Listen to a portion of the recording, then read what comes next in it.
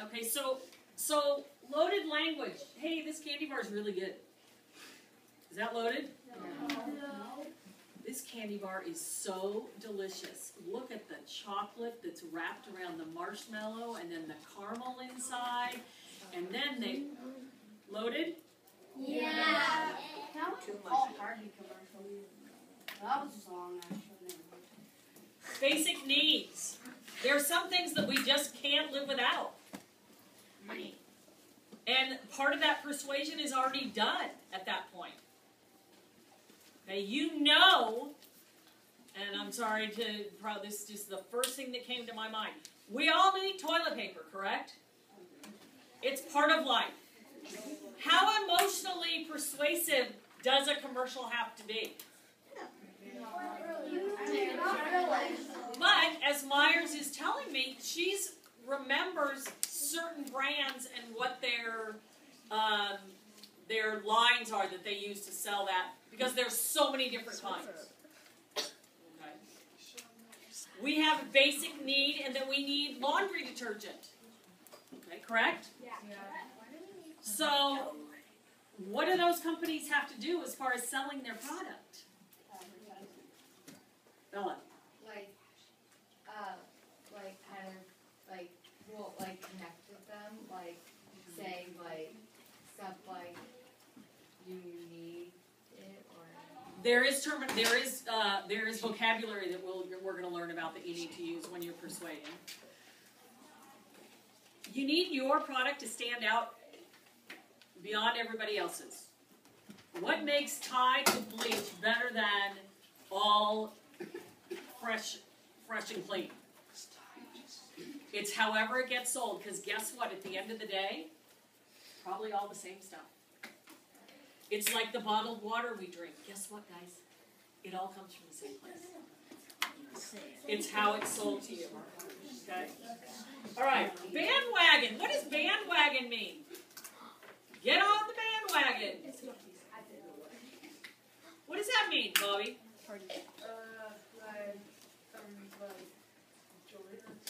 Join us, because if what?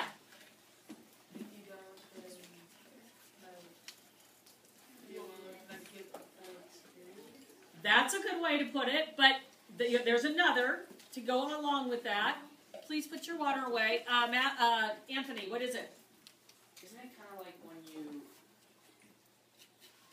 well, like, I know, like, in sports, like, people would say, like, you jumped on the bandwagon, like, when a team's doing really well and you liked another You just team. all of a sudden start liking that team. Yeah. It's like being a fair weather fan. Okay. You jump on the bandwagon because other people are doing something. And you figure, this is psychological, you assume in your mind that if they're doing it, it must be a good idea. If they really like buying Tide Extra, it must clean the clothes. Right? That's jumping on the bandwagon. All right? Oh. And there are lots of different ways that can, I mean, teachers want you to jump on their bandwagon. Coaches want you to play a certain way, do things a certain way. Testimonial. What's a testimonial?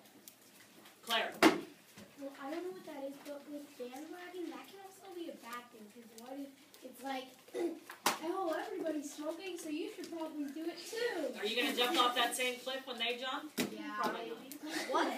You said Hey, Sam, what's a testimonial? Like, it's like, well, I'm not positive, but it's like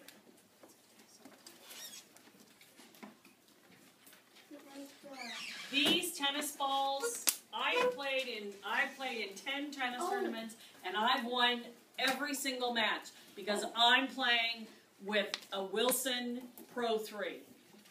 You're like preferring over one thing. I'm supporting something, aren't I? So by supporting it, you're hoping that other people are going to say, okay, then it must be really good. And I'm going to win too, by the way. You are? Well, we talked about water, and like, some water tastes the same, but there's just one kind that's like aqua something, and Oh, and do you like it? Oh, I love it. Okay. Okay. And then snob appeal. What does that mean? Snob appeal. Okay, I've already asked you to leave once. Why don't you just come sit in the middle? Then, or go sit somewhere where you're not going to be distracted by Alex. And vice versa. So what is that snob appeal? Just have a seat on the phone. Olivia. Isn't it mean like, No, it's not. like when you're doing something to make everyone, like, it's not like doing something to make everyone else feel the same way, but like you're making it appealing by like showing, like shoving it in people's faces, say this like brand works better than this one. Okay, yeah. What about, yes, you're on the right track.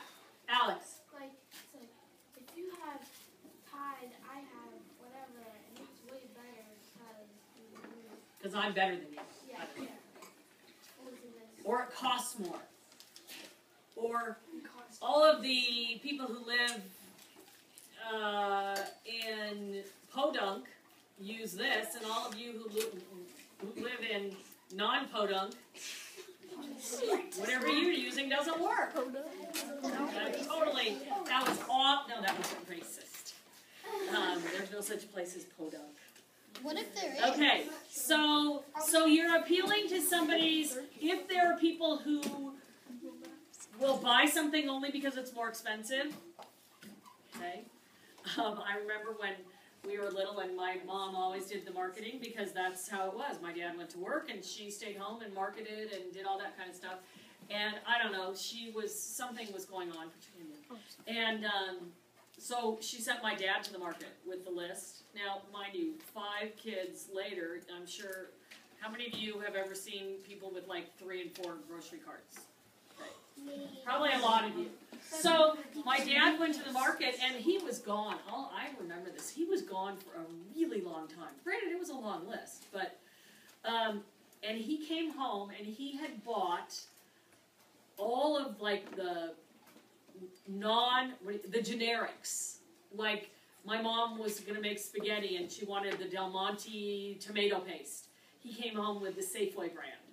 Everything, I mean, he spent a lot of time and he came home and was telling her how, my gosh, it's so much less expensive if you buy, and, you know, it's really the same thing. A lot of the times it is. That's snob appeal. And my mom was like, take it all back. I only want, you know, C&H sugar and Del Monte and store brand mayonnaise, you know, whatever. Best Foods mayonnaise. And so that's the snob appeal. Not even giving, you're going to appeal to those people, depending on, and you have to know your audience, which I think is going to come up here. You have to know who you're talking to. If snob appeal isn't going to work, I asked you guys to put your hands down. If snob appeal isn't going to work, if it's not the right audience for that, then you're going to use something else. You're going to go with the bandwagon. You're going to something else that's going to work better. Loaded language. Loaded language. We just started talking about that. Who's that? Is that you? Okay, that's kind of not accidental because you guys are fooling around with your pens. So don't do that anymore. So, loaded language. Don't be square. What is that? Loaded language technique uses words that cause a strong feeling. Once the reader... Okay, this is what's funny. Actually, I really like what this has to say. It's a little slow. A loaded language technique uses words that cause a strong feeling. Once the reader is feeling strongly, he or she will be more likely to agree with the writer. Okay? Yes? What is don't be square mean? The pizza's triangle.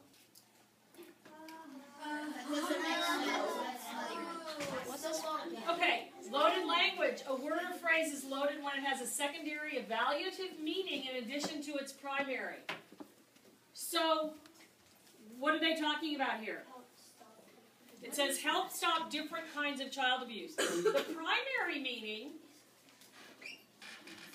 is what? What are the 2 words that tell us what the primary meaning is? The secondary meaning is, are they talking about human beings? What are they talking about? Animals. Wait, what is that thing on the ground? Wait, It's a baby. that looks like a dog. What is that? No, those It's are. an African baby. There's a vulture in the back. Yeah, that's might be a bison or something. No, I think that's It looks like a person. Oh, he's tagged. Looks like he's tagged. Because you can see like the Oh, you can. It is a baby. I can't. Okay, so it could be. I'm sorry, I couldn't see that, but it is a vulture. It is a vulture. So this is a starving child. So the primary is the child is starving. I'm sorry, the primary is the child abuse. The secondary is, we're talking about Africa, where this is a big topic of conversation, okay? Where there is a lot of famine. Examples, unloaded and loaded. Okay? Plant, weed, animal, beast. What does that mean? Alex. What's the difference between these two? Matthew. Like it's kind of the downside of something. Like if the bad side of a plant is weed, and the bad side of like an animal is like a beast. Okay, so let's look at it. Let's look at it this way. Plant is alive and healthy. Weed is if you don't nurture it. Animal is a lot kind, compassionate. If you don't train it and work with it and care for it, you end up with a beast. If her mother reads the words child abuse in this ad, what emotion do you think she will feel? I will tell you as a mother, I would feel sorry for, now that I can see what it is, I would feel badly for this child who's clearly been neglected. Okay? So that's what a mother would feel. What would this feeling make her want to do? Well, I came to the wrong mother, I wouldn't do it. But what are they trying to get you to do? What are they trying to get you to do, Grace? Donate or adopt a child. Yeah. Talk about it. Talk about it going right for an emotion.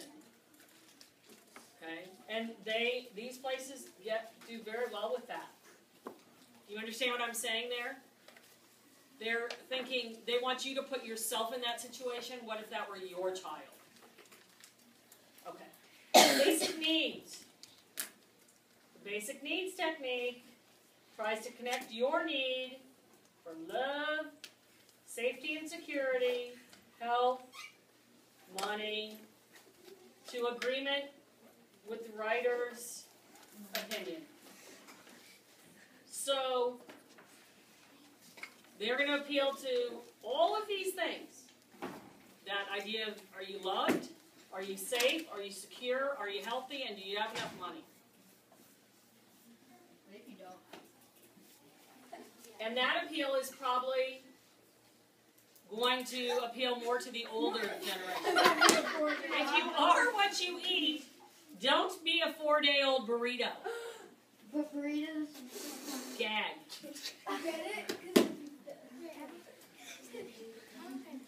Jared. Do something good for yourself.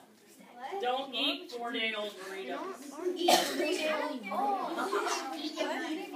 This example came from an ad for a low-fat frozen dinner. What basic need does it appeal to? What's that basic need? Food, and what does that lack of food create? Hunger. Okay, why do they always say don't go to the market when you're hungry? You have already for your house.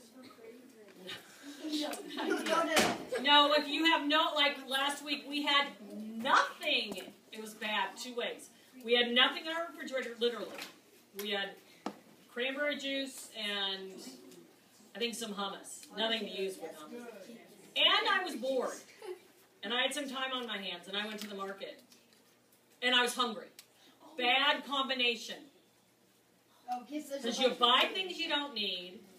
I had a lot of time on my hands, and I was just going up and down the aisles at Target. And I was like, okay, I gotta get out of here. And I caught myself. Oh, because you're going to get like really bad food or something? I was just going to buy things that I didn't need. Okay, testimonial. I forgot about this. Famous people do testimonials all the time. Gosh, back now they do them for beer. A lot of football players, basketball players. During a golf match, you'll see golfers they do commercials for what? Golf clubs, maybe? What does Roger Federer do a commercial for? Every tennis tournament. Haley. The racket. No, it's something you wear on your wrist. What kind of watch? A Rolex. Sure, he's a spokesperson for them, and you don't think that they keep him as a spokesperson just because of his pretty face. He's making them a lot of money. Another example, Tiger Woods was the spokesperson for... Please leave the room. It's really hard to get this accomplished if I have that. Who else was doing that? Were you doing it? Somebody over there was. Whoever it was, if you could, since I don't know who it was, just stop. But if I do, am able to identify you, I'm going to escalate. Okay, so Tiger Woods, in his heyday, who was he a spokesperson for? You guys should all know this. Jake. Callaway? Yes, and I'm not sure if they pulled away from him, but Max. Nike. So what